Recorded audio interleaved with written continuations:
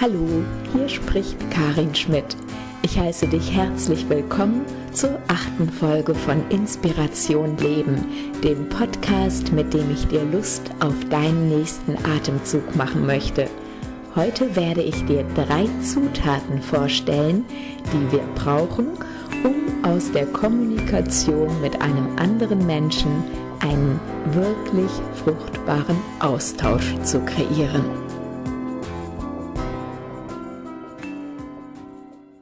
Heute betreten wir den 3. Zeitraum der Lebenslust. Vom 22. Mai bis zum 21. Juni befinden wir uns im Zeitraum des fruchtbaren Austauschs. Es ist jetzt die Zeit des ausklingenden Frühlings. Mit dem Frühling sind wir zwischenzeitlich sehr vertraut geworden. Wenn wir einen Raum gut kennen, dann bewegen wir uns mit Leichtigkeit durch diesen Raum.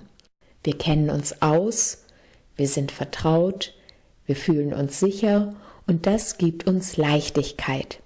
Leichtigkeit ist für die nächsten 4 Wochen ein Lebensbegleiter, ein Lebenselixier. Es ist die Leichtigkeit, die jetzt gelebt werden möchte. Nachdem wir im ersten Zeitraum der Lebenslust im Raum des Aufbruchs voller Feuer fürs Leben gebrannt haben, eine hohe Energie gespürt haben, begeistert waren für alles Neue, kam der 2. Zeitraum, der Zeitraum der Stabilisierung. Diese Zeit haben wir genutzt, um ganz tatkräftig die Dinge auf die Erde zu bringen, die unser Leben erhalten, die die Schönheit der Erde erhalten und uns auch die Sicherheit geben, dass wir im Herbst ernten können, was wir im Frühjahr gesät haben. Wir waren also ziemlich aktiv und ziemlich fleißig. Und wenn du besonders fleißig warst und tatkräftig warst, wenn du zum Beispiel auf einen Abgabetermin zugearbeitet hast oder auf eine Prüfung zugearbeitet hast und diese Prüfung vorbei ist, dann bist du so leicht und beflügelt, wie es eben im 3. Zeitraum der Lebenslust der Fall ist. Hinzu kommt, dass wir auf den hellsten Tag des Jahres zusteuern. Du weißt, Lichtenergie ist Lebensenergie. Deine Lebensenergie wächst jetzt nochmal und nochmal und nochmal. Tag für Tag hast du mehr Energie zur Verfügung. Und du kennst diesen Zustand, wenn man vor lauter Energie übermütig wird.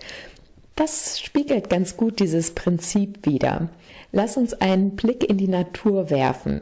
Ich habe dir letztes Mal schon verraten, dass ich den Zeitraum des fruchtbaren Austauschs auch gerne als das Bienchen-Miets-Blümchen-Prinzip bezeichne. Von den Bienchen und den Blümchen können wir wirklich ganz viel lernen jetzt. Es geht nämlich um den fruchtbaren Austausch. Die beiden zeigen uns wirklich, was das bedeutet. Schauen wir mal genauer hin. Wenn das Bienchen sein Rüsselchen ins Blümchen steckt, dann nimmt es da fruchtbaren, leckeren Nektar mit. Und während es das tut, bleibt ein bisschen Blütenstaub am Körper des Bienchens hängen. Und dieser Blütenstaub, der sogenannte Pollen, den trägt das Bienchen weiter zur nächsten Blume. Und wenn der Blütenstaub, der Pollen dann wieder in der nächsten Blume runterfällt, dann kann, wenn es alles gut läuft, eine Befruchtung des Blümchens stattfinden, so dass im nächsten Jahr wieder neue Blümchen kommen. Das heißt, beide haben etwas von dieser Begegnung. Es ist eine kurzweilige Begegnung und dennoch eine ausgesprochen fruchtbare Begegnung. Die Beziehung oder der Austausch ist sehr unverbindlich. Man verbindet sich kurz, intensiv und dann geht man aber auch wieder weiter. Das, was wir in der Natur sehen, das ist natürlich auch in uns angelegt. In keinem anderen Zeitraum haben wir so viel Lust auf einen leichten angenehmen Austausch mit anderen Menschen. Und natürlich haben wir auch jetzt ein hohes Lustpensum, was den Austausch von Zärtlichkeiten betrifft. In keinem anderen Zeitraum macht uns das Flirten so viel Spaß wie jetzt. Dabei darf es gerne unverbindlich sein, es muss nichts Größeres daraus entstehen, einfach dieses leichte Miteinander genießen. Damit es in einer Begegnung wirklich zu einem fruchtbaren Austausch kommt, gibt es für mich 3 Komponenten, die wirklich essentiell sind. Fehlt auch nur eine dieser 3 Komponenten im Miteinander, wird es nicht zu einem fruchtbaren Austausch kommen. Die erste Komponente für einen fruchtbaren Austausch lautet: Es muss ein Austausch sein. Du kennst es mit Sicherheit, dass jemand 10, 20, 30 oder gar 60 Minuten am Stück, ohne Luft zu holen, redet und redet und redet. Und irgendwann hörst du gar nicht mehr so wirklich auf den Inhalt, weil du mehr damit beschäftigt bist, zu schauen, dass du die Pause zwischen 2 Atemzügen abpasst, um zu intervenieren. Ein Austausch ist nur dann fruchtbar, wenn es ein Austausch ist. Achte also darauf, wenn jemand dich zutextet oder du einen anderen mit Monologen erschlägst. Das ist niemals fruchtbar und das ist auch sehr, sehr selten nur für beide Seiten ein schöner Austausch. Natürlich kann es auch schön sein, für einen Freund da zu sein, wenn er dein Ohr braucht, wenn er wirklich in einer schwierigen Situation ist. Diese Art des Austausches hat allerdings nichts mit der jetzigen Zeitqualität zu tun. Jetzt ist es ein leichter, ein inspirierender Austausch.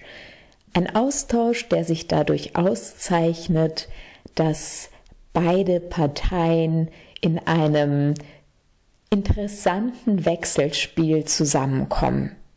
Achte also darauf, dass jeder, der an dem Austausch beteiligt ist, gleichermaßen einbezogen wird. Wenn es passt, fließt dieser Austausch von selbst. Also Komponente 1, es muss ein Austausch sein. Zweite Komponente, dieselben Interessensgebiete. Wenn wir uns gemeinsam für etwas interessieren, entsteht ein wirklich interessantes Gespräch. Ein Gespräch, das beide beflügelt und beide vielleicht in der Art und Weise inspiriert, dass man aus dem Gespräch mit neuen Impulsen herausgeht.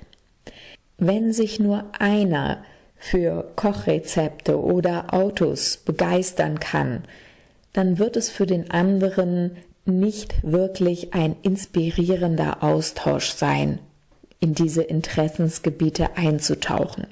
Ein Bienchen würde auch nicht sein Rüsselchen in alles und jedes stecken.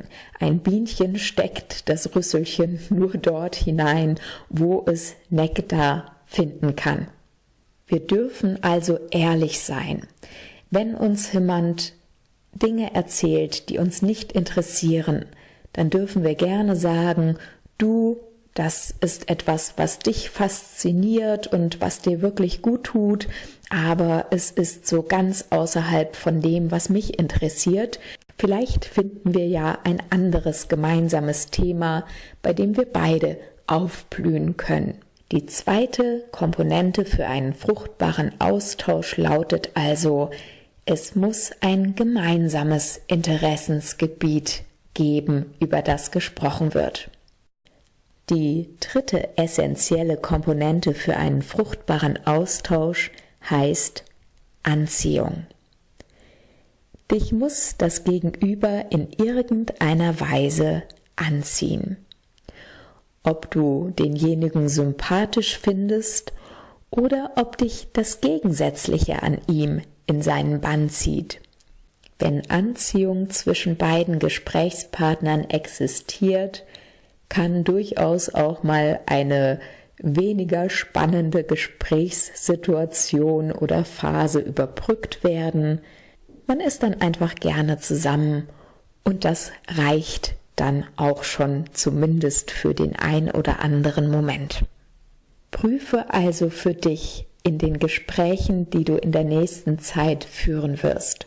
Ist es wirklich ein Austausch oder bist du der Monologe hält oder der die Monologe des anderen erträgt? Zweitens, habt ihr wirklich dieselben Interessensgebiete? Ist der Inhalt, über den ihr sprecht, für euch beide beflügelnd und inspirierend? Drittens, ist dir dein Gegenüber wirklich sympathisch oder übt es eine Faszination auf dich aus, dass du unbedingt die Gegenwart des anderen noch genießen möchtest? Wenn diese 3 Komponenten gegeben sind, steht einem fruchtbaren Austausch nichts entgegen. In allen anderen Fällen empfehle ich, es dem Bienchen gleich zu tun. Fliege einfach weiter zur nächsten Blüte, vielleicht wartet dort ein interessanter, fruchtbarer Austausch auf dich. Da ich dich nun minutenlang zugetextet habe, ist es jetzt Zeit für dich, mit einer anderen Person direkt in einen fruchtbaren Austausch überzugehen. Die nächste Podcast-Folge erreicht dich am Freitag, dem 1. Juni.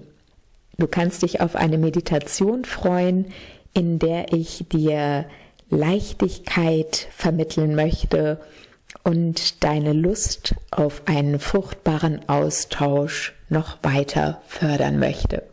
Bis dahin eine schöne Zeit und einen guten Bienchen-Blümchenflug. Bis dann. Tschüss.